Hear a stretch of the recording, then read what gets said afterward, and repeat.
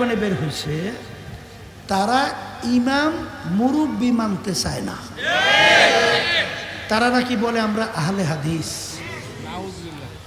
বলে না? তাহলে আহলে হাদিস যদি বলে, তাহলে আহলে কোরআন আবার কারা?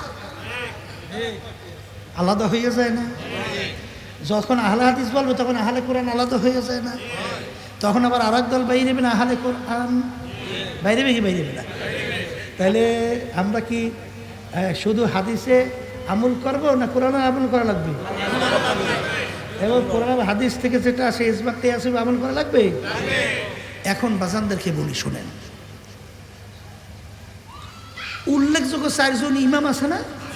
নাম শুনছেন না? একজন হলো ইমামুল আজম আবু হানিফা রহমাতুল্লাহি আলাইহি, নাম শুনছেন? আর একজন হলেন ইমাম শাফি রহমাতুল্লাহি আলাইহি, নাম শুনছেন?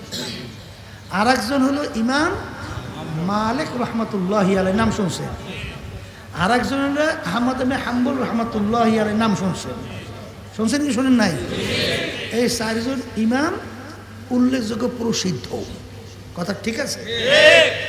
এই 4 জন ইমামের মধ্যে একজন হলেন তাবি। ওকে, আলহামদুলিল্লাহ।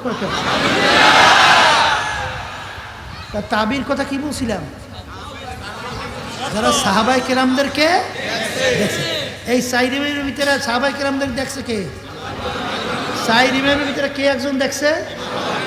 বলে ইমামুল আজম আবু হানিফা রহমাতুল্লাহি আলাইহি, কথা ঠিক আছে তো? এখন ইমামুল আজম আবু হানিফা রহমাতুল্লাহি আলাইহি তিনি সরাসরি সাহাবায়ে কেরামদের আমল দেখছে, যে কোনটা নেক আমল, কথা ঠিক আছে? তারা আবার শিখাইছেন তাবেঈনদেরকে। তাবেঈনরা তাদের থেকে শিখছেন উলামায়ে মুতাকাদ্দিমিনরা, তাদের থেকে শিখছেন উলামায়ে মুতাআখিরিনরা, তাদের থেকে হাত্তাকাল এখন পর্যন্ত সিলসিলাওয়ারি হক্কানি খাঁটি সহি নায়েবে রাসূলরা। আর হক্কানি খাঁটি সহি নায়েবে রাসূল কারা? আল্লাহ বলতেছেন ইন্নামা ইয়াখশাল্লাহা মিন ইবাদিহিল উলামা।